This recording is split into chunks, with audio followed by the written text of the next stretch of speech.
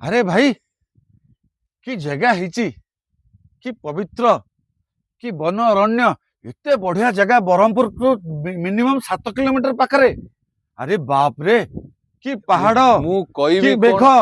अरे बाप मते आज पर्यंत तमे कहना कथाटी। अरे मु जानी कोन भाई मते अरे तमे कहबा कथा ना। अरे मते 10 दिन 15 दिन मो सांगडा मो देखेला अच्छा जगह अच्छा अच्छा एते सुंदर जगह बढ़िया जगह। ऑक्सीजन हमको अभाव हेलानी। अरे अरे बाप गुड रे। इवनिंग गुड मॉर्निंग फ्रेंड्स मु कहउतली आमे बरहमपुर टू बहुत नियरेस्ट प्लेस को आसी पहुंचलु। बरहमपुर बेसी दूर नाही 7-8 किलोमीटर मात्र कालुआजिया रास्ता जो लेफ्ट टर्न भितर गले आपन विकासपुर प्लेस टी पड़िबो। एते ब्यूटीफुल आम जो जीवन माने जो व्यस्त बहुल जीवन भीतर जो ऑक्सीजन पे आम तरसी जाऊे ये जगह को गोटे वीकली की 1 मंथ को थर आसतु। एते सुंदर जगह चारिआडे पहाड़ रे जंगल भर्ती होगी अच्छी एते प्योर ऑक्सीजन। मो भाई को सांगे आसिली मो भाई पूरा माने एते एक्साइटमेंट हेई जाउची मो पूरा फिदा।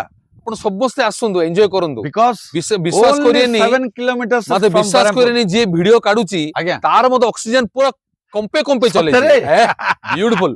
देखंतु ये जगहटा आपण टुवर्ड्स सिकेटी आडे जीवो। अच्छा एक्सीलेंट जगह चारिआडे कैमरा वाला को कहूची मु चारिआडे कैमरा बुले देखंतु पूरा देखंतु पहाड़ मु रिक्वेस्ट पूरा करूची पहाड़ एरिया। बरहमपुर वासी माने बरहमपुर लोक मानकू गोटे रिफ्रेशमेंट आसंतु गोटे ब्यूटीफुल नजारा एन्जॉय करंतु घाटी मध्य एन्जॉय करन सब जगह एन्जॉय करंतु गोटे माने आपण ऑक्सीजन पाई कि देखंतु एते सुंदर आ एते भाग्यवान आमे जे बरहमपुर पाखरे रही कि नियरेस्ट पाखरे प्लेस ता कोन कहली सबटु मु देखिली आज्ञा Yes. आसिला बेले जो पणस गछ जो सागवानी गछ टीकुड रो गछ जो लागिची जो गवर्नमेंट ऑफ ओडिशा फॉरेस्टेशन जो करिची एते सुंदर आ it's also a good picnic place also. आउ ताउटे कथा जानि जंदी आज्ञा, भाई आज्ञा ए पाखरे हाथी रो बहुत चाली चलन होची। अरे बाप रे आउ बड़ कथा माने हाथी जोडी जे कोडी जिबे निघोट जंगल थिबो निहाती भाव रे तेनु करी हाथी डे आमे भी देखिलु आसिला बेले हाथी गोटे देखंतु पिला हाथी हाथी देखिलु चलपचल हेबा जगह रे आमे अछु बर्तन एते जो लोक भी जीवा एवं देखो गाड़ी भी मोर भाई ने गाड़ी भी गाड़ी हाई कर दियो कैमरा को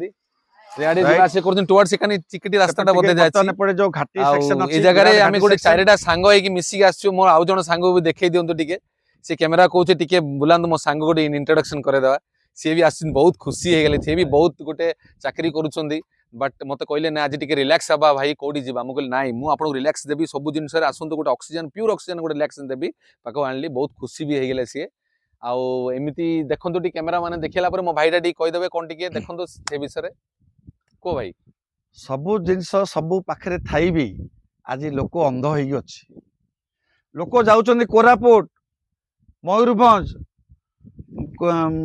देन आपनगर सिमिलीगुडा सिमिलीगुडा भाई भी सिमिलीगुडा गला एते लोक जाउचंदी टिकट खर्च करी पैसा खर्च करी किंतु मु भी जानि नथली भाई मते आज देकी आसला ए जगह को एते बढ़िया जगह।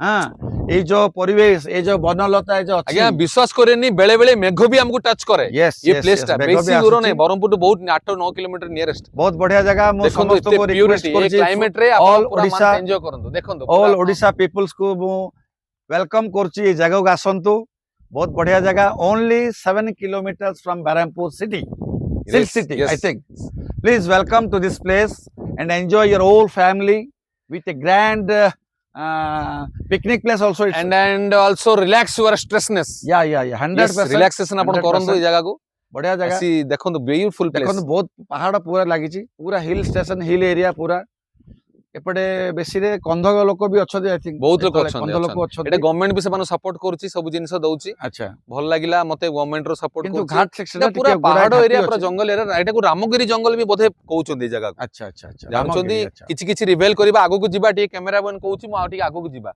देखि आउटी आगु रिवेल करबा। थैंक यू तांबर राव से वर्तमान कैमरा एरिया अछंती एवं आ मोर जन संगत आपण से ऑलरेडी गुणा सर कहउचंदी राजेश पाणिग्राही आल्सो देयर आउ से भी हमर very he is also very close to me आज हम सब आछू एटा देखिबा पई जेतु मु कहउची कोन आउटी आगु को जिबे रिवेल करबा वीडियो टा भल लागियो वीडियो को स्टॉप करू।